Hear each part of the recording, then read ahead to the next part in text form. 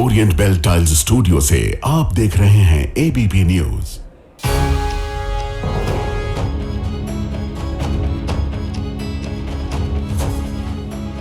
नमस्कार, मैं हूं प्रतिमा मिश्रा। आज दिन की बड़ी खबरों के साथ आइए शुरू करते हैं भारत की बात। शुरुआत उन खबरों से जिन पर विस्तार से करेंगे चर्चा। यूपी में एसपी अनुज चौधरी को लेकर सियासत एक बार फिर से गर्मा गई है। अनुज चौधरी पर एफआईआर का ऑर्डर देने वाले जज के ट्रांसफर की टाइमिंग क्या कहती है, इसका विश्लेषण आज करेंगे। क्या 2027 में योगी को हराने के लिए ओवैसी या अखिलेश यादव के साथ आएंगे? यूपी विधानसभा चुनाव का ओ फैक्टर आज हम डिकोड करेंगे। सूरत में 21 करोड़ से बनी पानी की टंकी उद्घाटन से पहले ही गिर गई। अब कांग्रेस कैसे अपने दौर की टंकी दिखाकर बीजेपी के भ्रष्टाचार को मुद्दा बना रही है, यह खबर भी आपके लिए होगी। और हर दिन की तरह रात 8:30 बजे आप मेरे साथ देखेंगे स्पेशल रिपोर्ट शंकराचार्य वर्सेस सरकार। तो आइए शुरुआत करते हैं और आज सबसे पहले बात एसपी अनुज चौधरी पर यूपी में छिड़े नए सियासी संग्राम की। इस खबर के केंद्र में संभल के सीजीएम रहे विभांशु सुधीर का ट्रांसफर है। इस ट्रांसफर की टाइमिंग पर सवाल उठ रहे हैं। विपक्ष इसे ट्रांसफर नहीं बल्कि सीजीएम का डिमोशन बता रहा है। न्यायपालिका में सरकार का दखल करार दे रहा है, क्योंकि संभल के मुख्य न्यायिक मजिस्ट्रेट रहे विभांशु सुधीर ने 13 जनवरी को एक ऑर्डर दिया। ऑर्डर यह था कि संभल हिंसा के एक मामले में एसपी अनुज चौधरी के खिलाफ एफआईआर दर्ज की जाए। अनुज चौधरी के साथ इंस्पेक्टर अनुज तोमर समेत 16 पुलिसकर्मियों के खिलाफ एफआईआर दर्ज करने का आदेश दिया गया। इस आदेश के 7 दिन बाद 20 जनवरी को विभांशु सुधीर का ट्रांसफर कर दिया गया। विभांशु सुधीर को सुल्तानपुर में सिविल जज सीनियर डिवीजन के पद पर भेज दिया गया। अब यहीं से यूपी में एसपी अनुज चौधरी को लेकर नई सियासी लड़ाई की शुरुआत हो गई है। मौजूदा वक्त में अनुज चौधरी की तैनाती फिरोजाबाद में है, लेकिन संभल हिंसा के वक्त अपने बयानों और एक्शन को लेकर वो विवादों में रह चुके हैं। संभल हिंसा में विपक्ष उन पर पक्षपातपूर्ण तरीके से कार्रवाई करने का आरोप लगाता रहा है। यही नहीं, वर्दी में हनुमान जी की प्रतीक गदा लेकर सड़क पर निकलने के मामले में उन पर पुलिस मैनुअल के उल्लंघन के आरोप भी लग चुके हैं। अब एक बार फिर अनुज चौधरी सियासी विवाद की वजह बने हैं, क्योंकि सीजीएम के ट्रांसफर को उनके खिलाफ दिए गए एफआईआर के आदेश से जोड़कर देखा जा रहा है।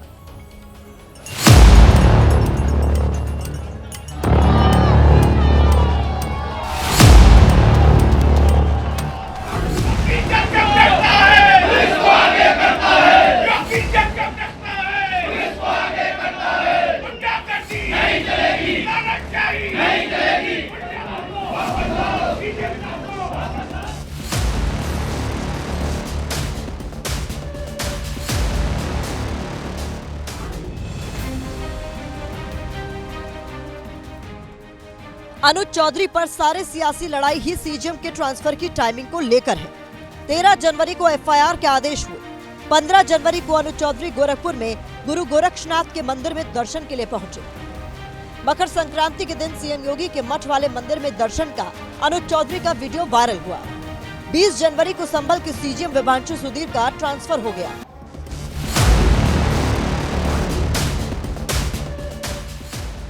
अब ट्रांसफर की टाइमिंग महज एक संयोग है या फिर इसके पीछे कोई सियासी प्रयोग है, इस पर ही सियासी गलियारों में विवाद छिड़ गया है। हालांकि इस ट्रांसफर पर सियासी गलियारों के साथ अदालत की दहलीज पर भी टकराव शुरू हो गया है। विभांशु सुधीर के तबादले से स्थानीय वकील भड़क उठे हैं। बुधवार को ट्रांसफर के खिलाफ उन्होंने प्रदर्शन किया।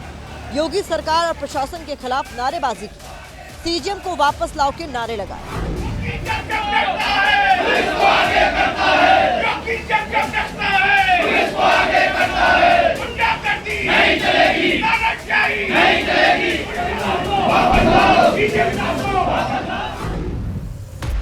ट्रांसफर पर शुरू हुई सियासत की तरफ जाने से पहले आपको बताते हैं कि अनुज चौधरी पर किस मामले में सीजीएम विभांशु सुधीर ने एफआईआर के आदेश दिए थे।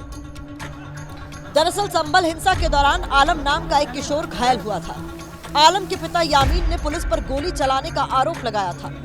पिता यामीन ने संभल के तत्कालीन सीओ रहे अनुज चौधरी और बाकी पुलिस वालों के खिलाफ एफआईआर दर्ज करने के लिए कोर्ट से गुहार लगाई थी। आलम के पिता की अर्जी पर 13 जनवरी को संभल के मुख्य न्यायिक मजिस्ट्रेट विभांशु सुधीर ने एएसपी अनुज चौधरी, इंस्पेक्टर अनुज तोमर समेत 16 पुलिस वालों के खिलाफ एफआईआर का आदेश दिया था। सीजीएम कोर्ट के फैसले पर समाजवादी पार्टी अध्यक्ष अखिलेश यादव का पोस्ट भी सामने आया था। उन्होंने अनुज चौधरी और संभल हिंसा की तस्वीर के साथ लिखा था, अब कोई बचाने नहीं आएगा। अब ये पक्षपाती पुलिसकर्मी अकेले में खाली बैठकर याद करेंगे। भाजपा का फॉर्मूला नंबर 1, पहले इस्तेमाल करो फिर बर्बाद करो। भाजपा का फॉर्मूला नंबर 2, भाजपाई किसी के सगे नहीं है। हालांकि संभल के एसपी कृष्ण कुमार बिश्नोई ने अदालत के आदेश को चुनौती देते हुए कहा कि इस आदेश के तहत पुलिस मुकदमा दर्ज नहीं करेगी और हाईकोर्ट में इस आदेश को चुनौती दी जाएगी। इसके साथ ही ये भी कहा कि इस आदेश के खिलाफ ऊपरी अदालत में अपील दायर की जाएगी। इसके बाद अखिलेश यादव ने फिर एक पोस्ट किया, लिखा कि अब पुलिस के बड़े साहब कोर्ट के आदेश को अवैध बता रहे, इसे कोर्ट की अवमानना माना जाएगा क्या? अब कहीं माननीय न्यायालय इनके खिलाफ भी कार्रवाई न कर दे। सत्ता की चापलूसी के चक्कर में ज्यादा दरोगाई दिखाना कहीं महंगा न पड़ जाए। अभी अनुज चौधरी पर एफआईआर दर्ज भी नहीं हुई थी कि इससे पहले ही सीजीएम का ट्रांसफर हो गया। ऐसे में अखिलेश यादव ने फिर ट्रांसफर की टाइमिंग पर सवाल उठा दिया। सुप्रीम कोर्ट और हाई कोर्ट स्वयं संज्ञान लेगा और मैं समझता हूँ देश के जितने भी बुद्धिजीवी लोग हैं और जो जजेस लोग हैं वो स्वयं संज्ञान इस बात को लेंगे। ये हमारे और आपकी चर्चा की बात नहीं है। विपक्ष का आरोप यह भी है कि एसपी अनुज चौधरी पर सीएम योगी की विशेष कृपा रही है।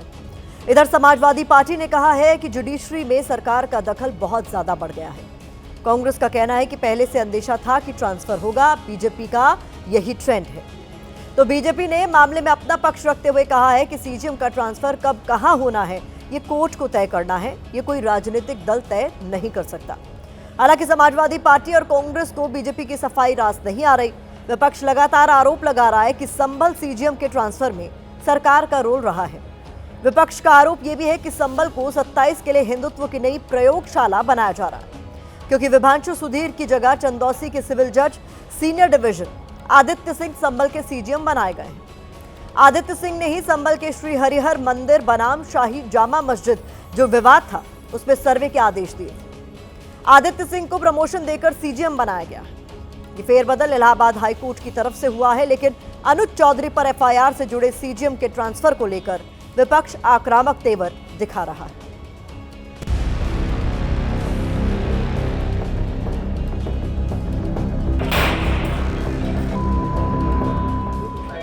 क्योंकि संभल हिंसा में अनुज चौधरी ने जिस तरह से एक्शन लिया वो विपक्षी पार्टियों को पक्षपातपूर्ण लगा। हिंसा के बाद अनुज चौधरी को प्रमोशन देकर एएसपी बना दिया गया। इसके बाद तो विपक्ष ने अनुज चौधरी के खिलाफ सरकार की शह पर काम करने का आरोप लगा दिया।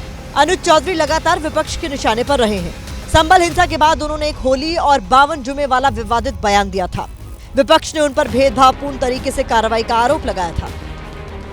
जुम्मा साल में 52 बार आता है, होली साल में 1 बार आता है। मुस्लिम समुदाय के लोगों के यदि किसी को लगता है भाई आपको होली के रंग से आपका धर्म भ्रष्ट हो जाएगा या जो भी है, तो वो उस दिन ना निकले, घर से ना निकले।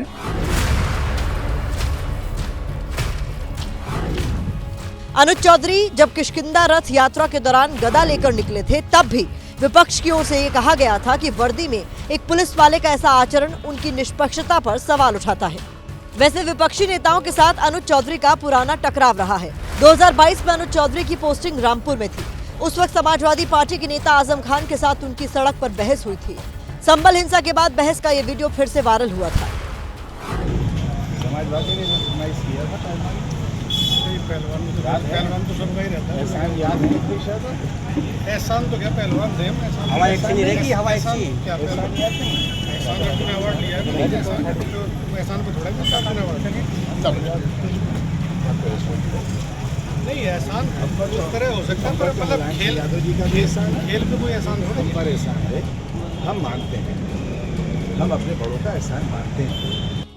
अनुज चौधरी की यही तेवर और हेकड़ी देखकर विपक्ष उन पर सरकार की शह पर काम करने का आरोप लगाता रहा है, क्योंकि अनुज चौधरी ने हमेशा अपनी वर्दी का रौब दिखाया है। अब विपक्ष फिर वही आरोप लगा रहा है कि अपने चहेते अधिकारी के खिलाफ एफआईआर का आदेश देने वाले सीजीएम का सरकार की शह पर ट्रांसफर किया गया। हालांकि बीजेपी कह रही है कि ये कोर्ट का मामला है, सरकार का इससे कुछ लेना देना नहीं है। इसका मतलब सीधे ये है कि जुडिशरी में सरकार का हस्तक्षेप बहुत बड़ा हुआ है। अभी एक फैसला आने के बाद ही आपने इमीडिएट उनको वहां से सैक किया, आपने उनको ट्रांसफर किया। क्यों? क्योंकि आपको लगता है कि जुडिशरी भी बीजेपी आरएसएस के आदरणीय मुख्यमंत्री योगी आदित्यनाथ जी के कदमों में होना चाहिए। तरह से संदेश दिया जा रहा है दूसरे जजों को कि आपके सरकार के नैरेटिव के खिलाफ कोई कानून सम्मत फैसला आपको नहीं देना है। न्यायालय के फैसलों में भी पॉलिटिकल पार्टी दखल देंगी तो ये लोकतंत्र के लिए अच्छा नहीं होगा। न्यायपालिका हमारे संविधान और लोकतंत्र का पहला स्तंभ है। विपक्ष ये भी आरोप लगा रहा है कि संभल को हिंदुत्व की नई प्रयोगशाला बनाने के लिए ये सारा खेल खेला जा रहा है। 2027 के चुनाव से पहले ध्रुवीकरण की राजनीति के लिए योगी सरकार एक बार फिर अनुज चौधरी जैसे विवादित पुलिस अफसर को मोहरा बना रही है। संभल को हिंदुत्व की प्रयोगशाला बनाने के आरोप इसलिए भी लग रहे हैं क्योंकि 27 के चुनाव से पहले हिंसा के मास्टरमाइंड माने जाने वाले शारिक साठा के खिलाफ प्रशासन ने शिकंजा कसना शुरू कर दिया है। आज शारिक साठा के घर कुर्की की कार्रवाई की गई। शारिक साठा के खिलाफ 69 आपराधिक केस दर्ज है। हालांकि विपक्ष का यह आरोप है कि सरकार एक बार फिर चुनाव से पहले हिंदू मुसलमान वाली पिच तैयार करने की कोशिश में जुट गई है।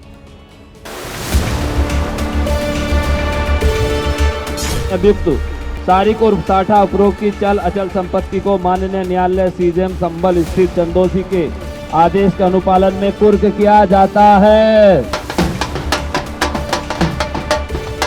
इस व्यक्ति को गिरफ्तार करने के भरपूर प्रयास किए गए। इन सभी प्रयासों के बावजूद पुलिस है वो अभी तक उसको गिरफ्तार नहीं कर सकी। तो इसलिए माननीय न्यायालय से 2 केसों के अंदर इसके खिलाफ कुर्की की कार्रवाई है और वो भी करवाने के लिए आग्रह किया गया था। इसके आधार पे ये कुर्की की कार्रवाई आज की जा रही है।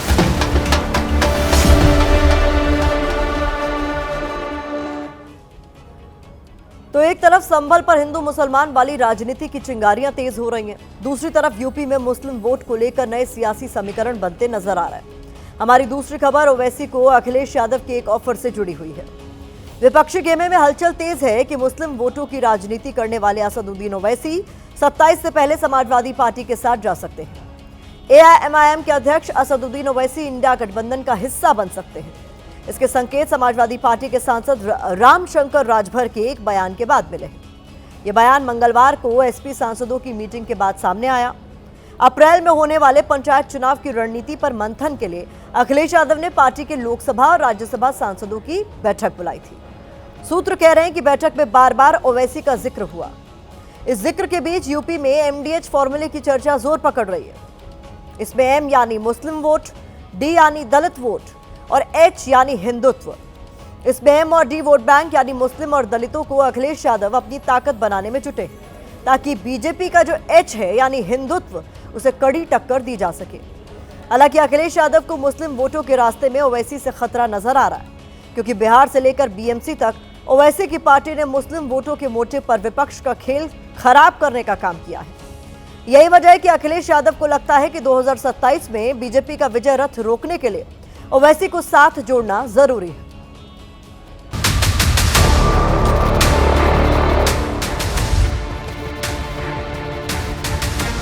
पूरे ये समझ रहे कि 7 शेर को घेर लिए तो कुछ होता।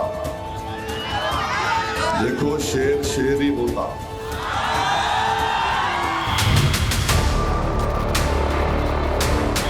असदुद्दीन ओवैसी ने ये बात तो बीएमसी चुनाव में कही थी, लेकिन उनकी ये बात उत्तर प्रदेश की सियासी पार्टियों ने भी जरूर सुनी होगी। तभी तो यूपी के सियासी हलकों में इस बात की चर्चा है कि 2027 के यूपी विधानसभा चुनाव में ओवैसी खेला न कर दे। कल लखनऊ में अखिलेश यादव ने पार्टी सांसदों के साथ मंथन किया था। दम भरा था कि 37 जिताएंगे 27, बीजेपी की सत्ता को उखाड़ फेंकेंगे। लेकिन अब अखिलेश के सामने एक नहीं, दो चुनौतियां हैं। पहली चुनौती बीजेपी है और दूसरी चुनौती असदुद्दीन ओवैसी। असदुद्दीन ओवैसी ने बिहार में 5 सीटें जीती। इसके बाद बीएमसी चुनाव में एमआईएम ने राज्य के 29 नगर निगम में से 13 शहरों में जीत दर्ज की है और उसके 126 पार्षद चुने गए हैं। खास बात यह रही कि बीएमसी चुनाव में एमआईएम समाजवादी पार्टी से आगे निकल गई। दरअसल एआईएमआईएम भी उसी पिच पर खेल रही है जिस पर अखिलेश यादव बैटिंग करते हैं, यानी मुस्लिम वोट बैंक। हम 2 बार हारे मगर तीसरी बार हम कामयाब होंगे और उसके बाद हर बार कामयाबी होगी, हर बार कामयाबी होगी इंशाअल्लाह। उत्तर प्रदेश में करीब 20% मुस्लिम वोटर्स हैं। यूपी में 70 सीटें ऐसी हैं जहां मुस्लिम आबादी 20 से 30% के बीच है। इसमें से ज्यादातर सीटें पश्चिमी उत्तर प्रदेश में हैं। 43 सीटें ऐसी हैं जहां मुस्लिम आबादी 30% से ज्यादा है। अगर ओवैसी की पार्टी ने यूपी की इन मुस्लिम बाहुल्य सीटों पर चुनाव लड़ा तो AIMIM इस बार पिछले दाग को धोकर खाता खोल सकती है। माननीय अखिलेश यादव जी, आप जानते ही हैं कि हमेशा वो सभी वर्ग के लोगों को, और पार्टियां चाहे छोटी हों कोई क्षेत्रीय हों, इज्जत सम्मान देकर उन्होंने हमेशा सबको साथ लिया। तो ये इंडिया अलायंस के ऊपर फैसला है कि कौन सी पार्टी आगे जुड़ेगी नहीं जुड़ेगी, ये भविष्य के गर्भ में।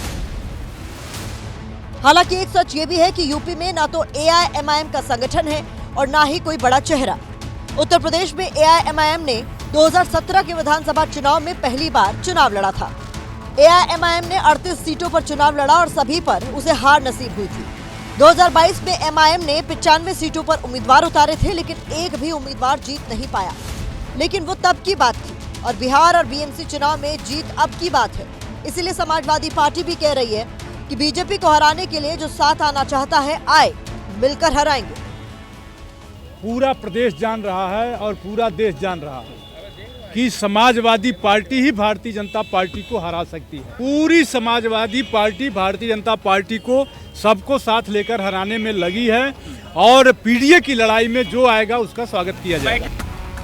सीधे और साफ शब्दों में रामशंकर राजभर ओवैसी से हाथ मिलाने के संकेत तो दे रहे हैं। अब सवाल है कि क्या 27 के लिए समाजवादी पार्टी या इंडिया गठबंधन का ओवैसी के साथ जाना सही होगा? देखिए, ओवैसी किसी की कोई मजबूरी नहीं है, ऐसा कोई जरूरी नहीं है, क्योंकि अखिलेश यादव को वैसे भी मुस्लिम वोट अपने आप मिलते हैं। अगर वो AIM के साथ जाते हैं तो उनको फायदा क्या होगा? अगर वो लड़ जाएंगे AIM के साथ तो ओवैसी की ताकत भी बढ़ेगी, अखिलेश यादव की ताकत बढ़ेगी नहीं बढ़ेगी, ये कहना बहुत मुश्किल है। कुल मिलाकर खेल तो अभी शुरू हुआ है। अभी तो संकेतों की भाषा बोली जा रही है। साइकिल और पतंग का मेल होगा या नहीं, यह आने वाला वक्त ही बताएगा। ओवैसी का वोट बैंक मुस्लिम है, जबकि समाजवादी पार्टी का भी कोर वोटर मुस्लिम और यादव है। अगर ओवैसी एक विकल्प के तौर पर आते हैं तो जरूर इस वोट में सेंधमारी होगी। इसका नुकसान अखिलेश यादव को हो सकता है। यहाँ कुछ सवाल है। सवाल यह है कि क्या SP को यह चिंता है कि ओवैसी को साथ नहीं लिया तो मुस्लिम वोटर टूटेगा? क्या ओवैसी का बढ़ता प्रभाव सेक्युलर दलों के लिए चुनौती बन रहा है? क्या पीडीए को मजबूत करने के लिए ओवैसी का साथ इंडिया गठबंधन के लिए जरूरी है?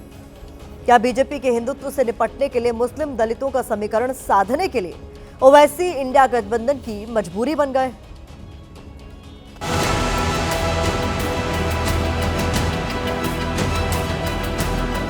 आपने मैसेज जारी कर दिया, आपने बयान जारी कर दिया कि MIM का स्वागत है, और जब हम जाएंगे तो आप हम पर दरवाजा बंद कर देंगे कि अखिलेश यादव जी से एक असली वाला दावतनामा आप जारी कराइए। समाजवादी पार्टी के सांसद को ये निश्चित हो गया है कि 2027 में उनकी हार है, इसीलिए उन्होंने पीडीए में सबको शामिल होने का न्योता दे दिया, MIM को भी न्योता दे दिया। 2047 तक श्री अखिलेश यादव जी, श्री राहुल गांधी जी सहित सत्ता में आने के सपने न देखें, अन्यथा मुंगेरी लाल जैसा हश्र होगा।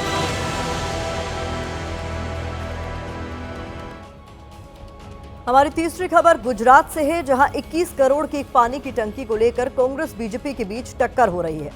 दो तस्वीरें आपको दिखाते हैं। दोनों तस्वीर गुजरात की है। दोनों तस्वीरों में पानी की टंकी है, लेकिन इनके बीच बहुत बड़ा फर्क है। फर्क यह है कि एक टंकी उस वक्त बनी थी जब गुजरात में कांग्रेस की सरकार थी। अब 70 साल बाद इस पुरानी टंकी को गिराया जा रहा है, लेकिन यह टंकी इतनी मजबूत है कि इसे गिराने के लिए बुलडोजर लगाना पड़ा। इसको दिखाकर कांग्रेस कह रही है कि उनका काम बोलता है। अब गुजरात में ही बीजेपी सरकार के समय बनी इस टंकी को देखिए, जहां सूरत के तड़केश्वर गांव में बनी पानी की टंकी उद्घाटन से पहले ही भरभरा कर गिर गई। 21 करोड़ से बनी टंकी पानी भरते ही फट गई। इसी तस्वीर को दिखाकर कांग्रेस सवाल पूछ रही है कि क्या यही बीजेपी सरकार के गुजरात विकास का मॉडल है?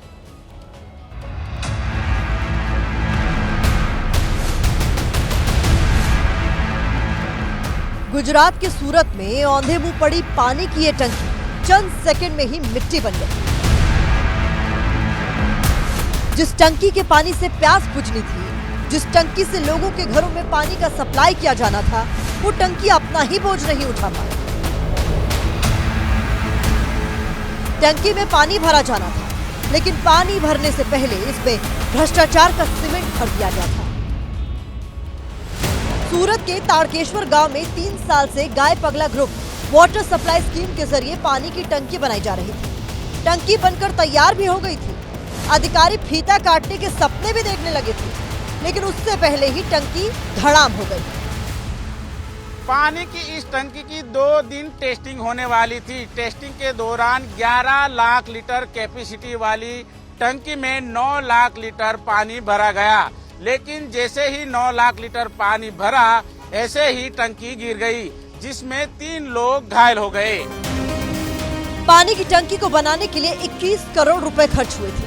टंकी से सूरत के 14 गांव में पानी की सप्लाई होनी थी। जिन ग्रामीणों के घरों में पानी सप्लाई होना था, अब वही ग्रामीण आरोप लगा रहे हैं कि ठेकेदार ने लोहे और सीमेंट के इस्तेमाल में भारी गड़बड़ी की है।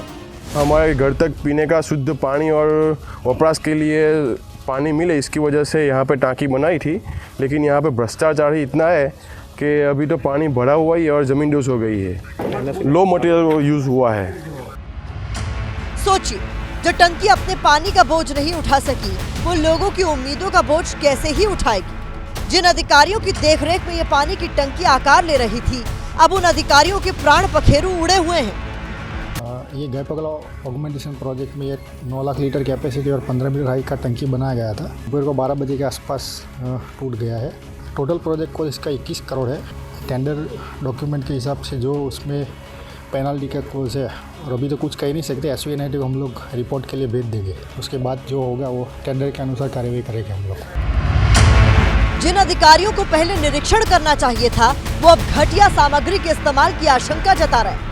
बताया जा रहा है कि टंकी का निर्माण कोई सुपर एजेंसी कर रही थी। मलबे में रेत ज्यादा और सीमेंट कम नजर आ रहा है, जिस पर विपक्ष सवाल उठा रहा है। हमारी पानी की टंकी को, कांग्रेस की बनाई पानी की टंकी को तोड़ने के लिए आपको JCB लगानी पड़ रही है। गुजरात में एक ऐसी पानी की टंकी बनी करोड़ों की लागत पर, जो पानी डालते ही पूरी तरह से ढह गई। ये आपका मॉडल है। कांग्रेस की जब बात करते हैं ना, कांग्रेस ने इस देश को बनाया है। आपने सिर्फ भ्रष्टाचार और घटिया इंफ्रास्ट्रक्चर बनाया है। विकास के नाम पर वो विनाश की दीवारें खड़ी की गई, इसमें लूट की गई, और वही मॉडल बिहार में स्थापित करना चाहते हैं नीतीश कुमार जी। न जाने कितने पानी टैंक यहाँ गिरे हैं। तो जो विकास का जो मॉडल, गुजरात मॉडल है ना, ये मॉडल अगर देश में लागू हो जाए तो देश का सर्वनाश होने में वक्त नहीं लगेगा। राज्य में सरकार बीजेपी की है, इसीलिए बीजेपी से भी हमने सवाल पूछा। जो डेप्यूटी इंजीनियर थे, एग्जीक्यूटिव इंजीनियर थे, उनको सस्पेंड भी किया है, और जो एजेंसी वाले हैं उनको भी उनके सामने भी कार्रवाई की है।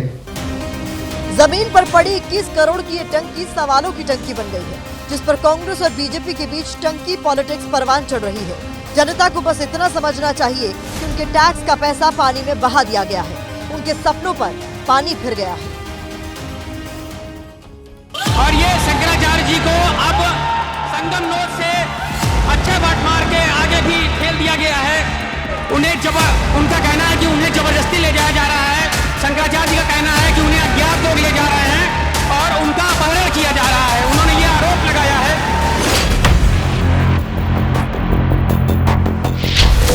सनातन धर्म को समाप्त करने के लिए जाने कब से कुचक्र चल रहे हैं। पहले ये कुचक्र विदेशियों के द्वारा, विधर्मियों के द्वारा किए जाते थे।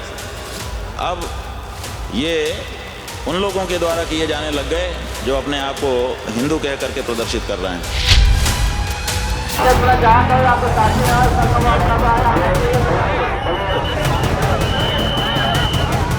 इतना होने के बाद आज तीसरा दिन है। क्या उत्तर प्रदेश के मुख्यमंत्री योगी आदित्यनाथ को आकर के एक शब्द नहीं कहना चाहिए?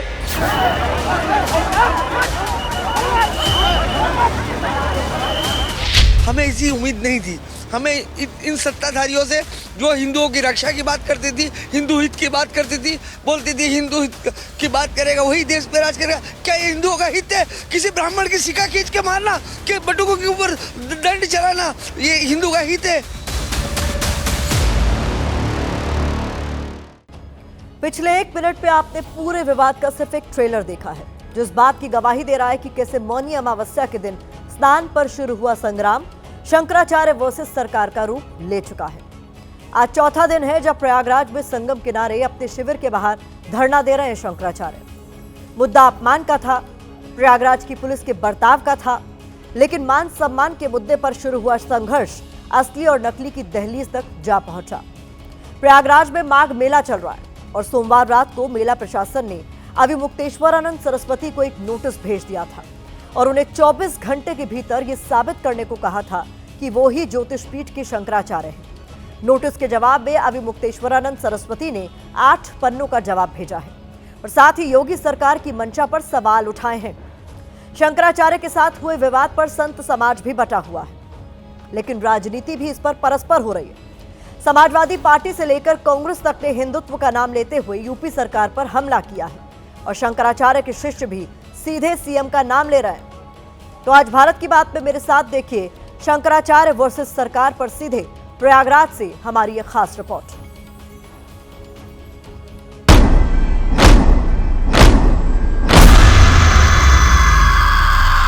उस समय हमारी परिस्थिति ये थी कि यदि हमारे हाथ में तलवार होता तो हम उसका गला काट दिए होते। इतना अधिक अपमान किया उसने हमारे आचार्य का, लेकिन हम सन्यासी हैं, हम निरीह हैं।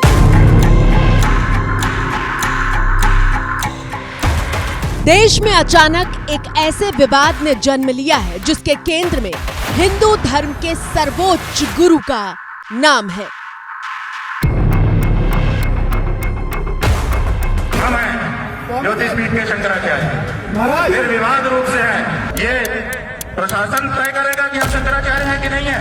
उत्तर प्रदेश का मुख्यमंत्री तय करेगा कि भारत का राष्ट्रपति तय करेगा। भारत के राष्ट्रपति को भी अधिकार नहीं है कि वो तय करे कि कौन शंकराचार्य है। शंकराचार्य का निर्णय शंकराचार्य करते हैं।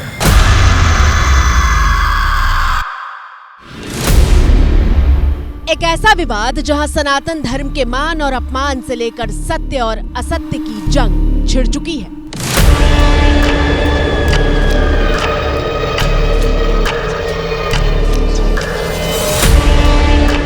हमारे वेश के प्रति गाली दी गई और शंकराचार्य जी को नीचे उतर, नीचे उतर, नीचे उतर, ऐसे अपमानजनक शब्द कह करके और फिर घसीट करके वहां से सिविल ड्रेस में लोगों को लगाया गया।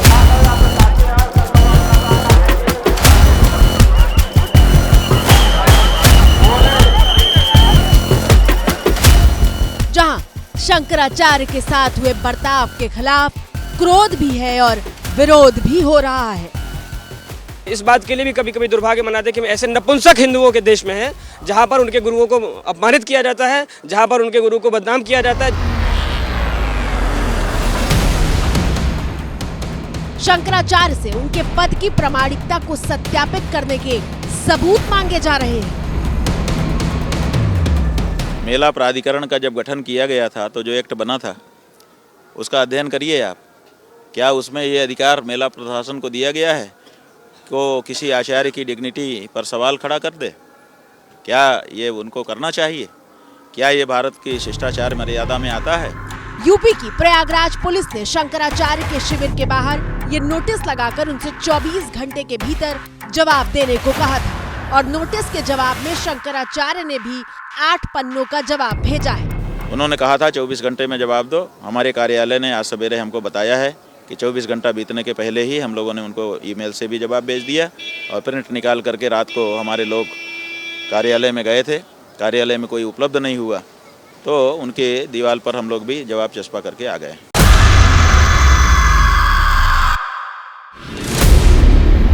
सिर्फ इतना ही नहीं, शंकराचार्य की तरफ से प्रयागराज प्रशासन को नोटिस हटाने की चेतावनी भी दे दी गई है। हमने 20 घंटे के बाद ही नोटिस का जवाब दे दिया और उनसे कहा कि 24 घंटे के अंदर ये नोटिस हटाइए, नहीं तो फिर आपके ऊपर कानूनी कार्रवाई होगी।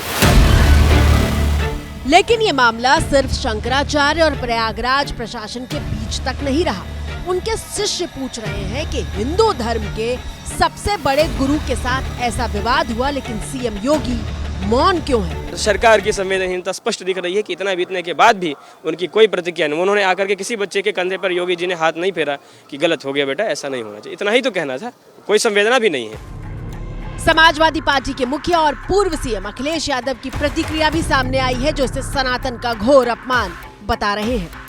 एक अधिकारी अगर पूछेगा शंकराचार्य जी के बारे में आपका सर्टिफिकेट परिचय क्या है, तो इससे बड़ा सनातन धर्म का, इससे बड़ा हमारे साधु संतों का, इससे बड़ा हमारी संस्कृति का कोई अपमान नहीं हो सकता जो भारतीय जनता पार्टी अपने चापलूस अधिकारियों से करवा रहे हैं।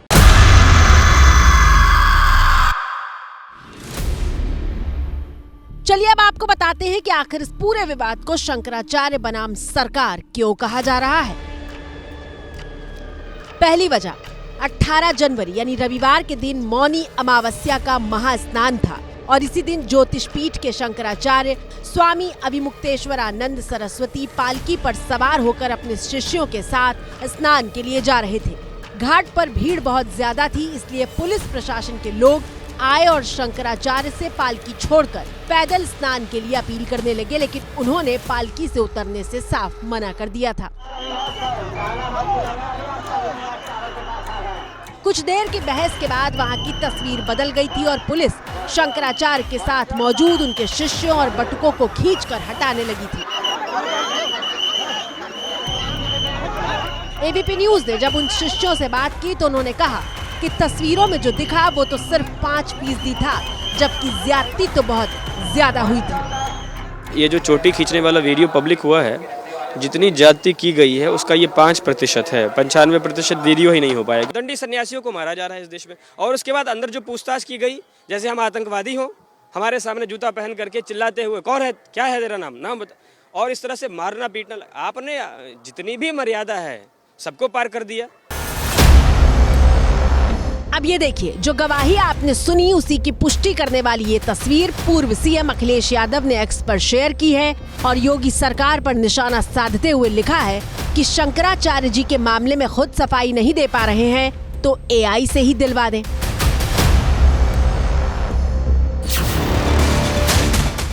संतों के बीच सबसे ज्यादा क्रोध पुलिस के बर्ताव का है। इस तस्वीर में कहीं कोई भीड़ नहीं है, लेकिन निहत्थे शिष्य को उसकी शिखा के साथ पुलिस वाले घसीटते दिख रहे हैं। एबीपी न्यूज ने शंकराचार्य के इसी शिष्य से पूछा था कि उस दिन आखिर क्या हुआ।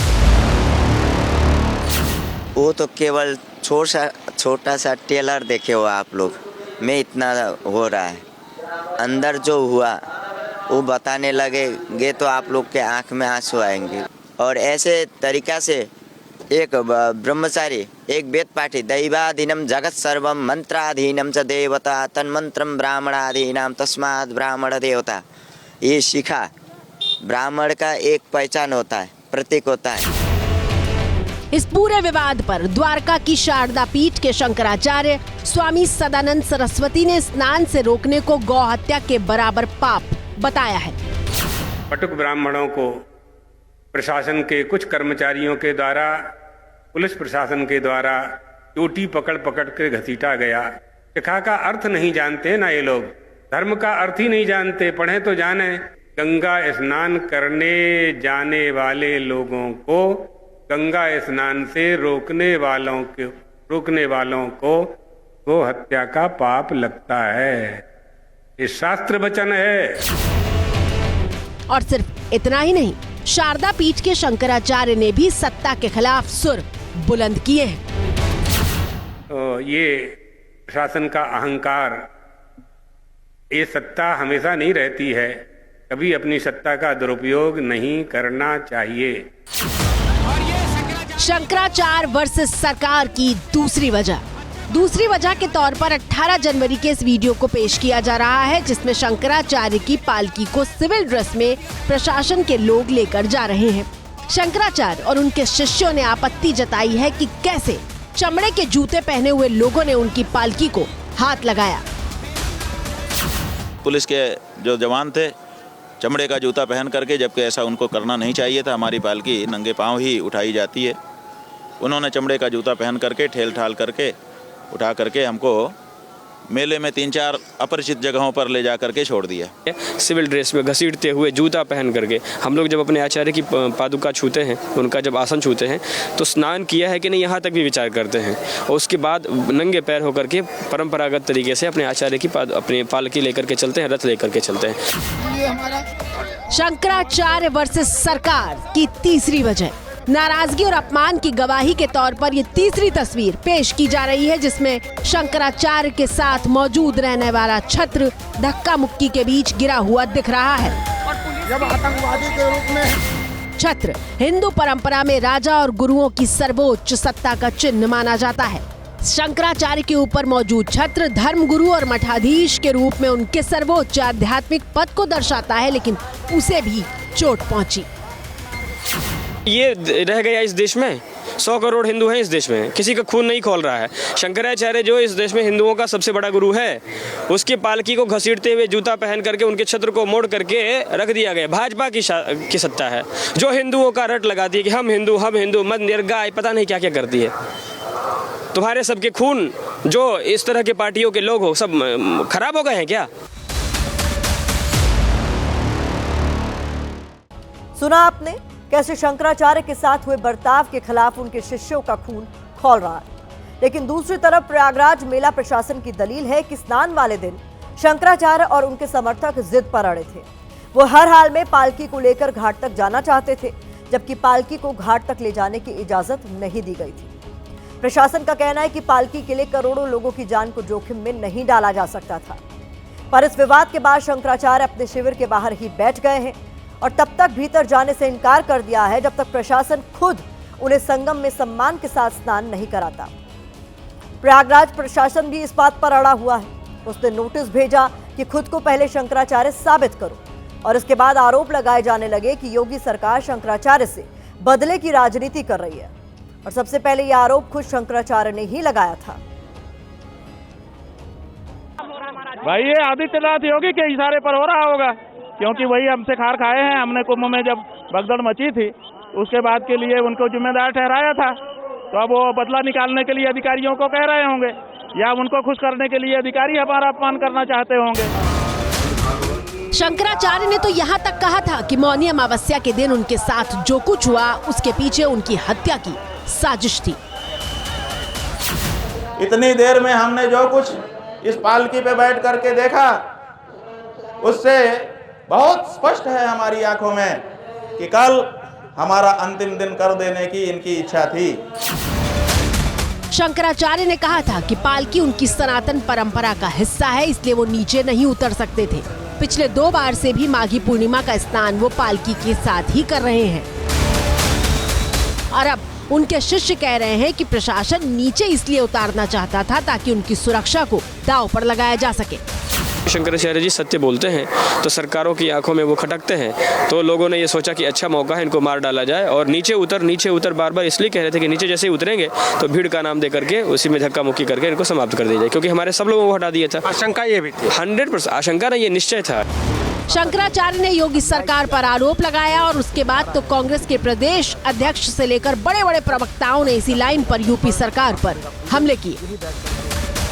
जो वहाँ पर संस्कृत सीख रहे हैं और जो पूरी तरीके से वेद पाठी हैं, वेद सीख रहे हैं, उनकी चुटिया पकड़कर उनकी शिखा पकड़कर घसीटकर और उनके गिरवा वस्त्र को फाड़ा गया।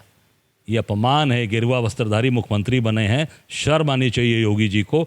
तत्काल उन बच्चों से माफ़ी मांगनी चाहिए, अबोध बच्चों से, और हमारे पूजनीय शंकराचार्य से योगी आदित्यनाथ को तत्काल माफ़ी मांगनी चाहिए। जो अधिकारियों ने ऐसा किया है कृत्य, जिन्होंने चुटिया पकड़ी है, उनको तत्काल बर्खास्तगी की कार्रवाई होनी चाहिए। बर्खास्त कर वो माफ़ी नहीं मांगेंगे तो उसका फल भोगेंगे, इसमें कौन सी बात है। जो उन्होंने किया है उसका फल तो भोगना ही पड़ेगा ना उनको। समाजवादी पार्टी ने तो यहाँ तक कहा है कि अगर शंकराचार्य की सुरक्षा के साथ कोई खिलवाड़ होता है तो जिम्मेदार योगी सरकार होगी। संतों की सरकार, कंसों जैसा व्यवहार, ये उत्तर प्रदेश में देखने को मिल रहा है कि कहीं कोई घटना उनके साथ न घट जाए। अगर कुछ भी उनको आंच भी आती है उनके जिस्म पे, इसकी जिम्मेदारी मुख्यमंत्री के कार्यालय की होगी। एबीपी न्यूज संवाददाता नीतीश पांडे ने सीधे अभिमुक्तेश्वरानंद सरस्वती से पूछा कि क्या आपके योगी विरोधी होने की वजह से ये हुआ है। जो सच था वो हमने बोला। जब कुंभ में हम लोग यहाँ आए हुए थे, जब भगदड़ यहाँ पर मची, तो हम लोग तो यहीं थे, हम लोग सब देख रहे थे। लेकिन आदित्यनाथ योगी ट्विटर पर बोलते जा रहे थे अफवाहों पर ध्यान मत दीजिए, सब अफवाह है, सब अफवाह है। तो दिन भर उन्होंने घटना को छुपाए रखा। यही बात हमने कह दिया कि ये छुपाना नहीं चाहिए।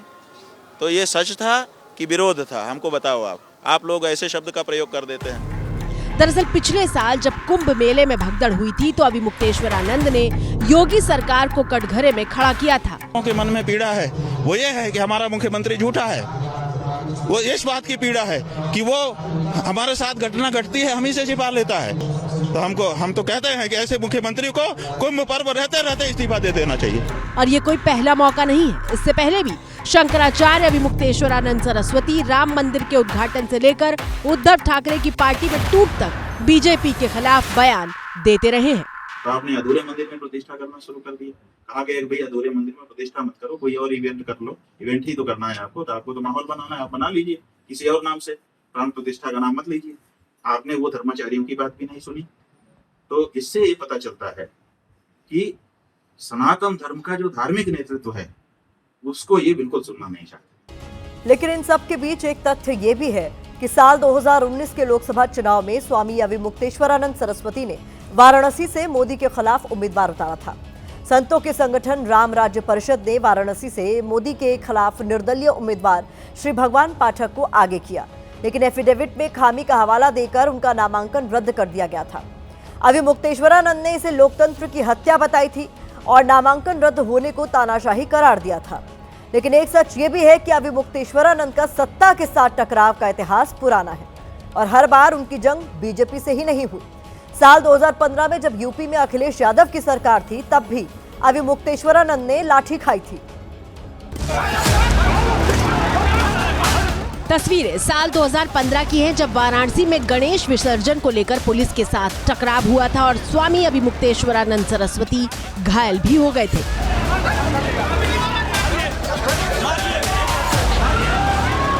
बस फर्क इतना है कि तब अभिमुक्तेश्वरानंद सरस्वती शंकराचार्य नहीं बने थे और अखिलेश यादव ने उनसे माफी भी मांगी थी। अभिमुक्तेश्वरानंद सरस्वती के राजनीतिक रूप से सक्रिय रहने की वजह से संत समाज भी इस विवाद पर बटा हुआ है और उनके रवैये को राजनीति से प्रेरित बता रहा है। राजनीतिक षड्यंत्र की बू मुझे आती है। कहीं ना कहीं जब पता है कि इलाहाबाद कुंभ में इतनी बड़ी घटना हुई और दुर्घटना में कई लोग मारे गए और इतने जानने के पश्चात भी, इतने बड़े पद पर बैठने के पश्चात आप शंकराचार्य होकर के भी आपको इस बात का भान नहीं है कि आपके वहां जाने से और पालकी को साथ लेकर के जाने की जिद के कारण जो नुकसान जनहानि का हो सकता था उसको रोकना जरूरी था। प्रशासन ये यदि शंकराचार्य होते तो इस तरीके की इनकी न सोच होती न इतना ये करते। शंकराचार्य वर्सेस सरकार का ये एपिसोड बहुत आगे बढ़ चुका है। शंकराचार्य के शिष्य सिर्फ क्रोध में नहीं है बल्कि वो मांग कर रहे हैं कि सीएम योगी आदित्यनाथ स्वयं आए और स्वामी अभिमुक्तेश्वरानंद को संगम ले जाकर सम्मान के साथ स्नान कराएं। देखना यह है कि अभिमुक्तेश्वरानंद का हठ जीतता है या फिर प्रशासन इस टकराव को अपने तरीके से खत्म करने में कामयाब होता है। इस खबर पर हमारी नजर बनी हुई है। इसी के साथ भारत की बात में अब मुझे दीजिए इजाजत। कल रात 8 बजे आप सभी से फिर होगी मुलाकात।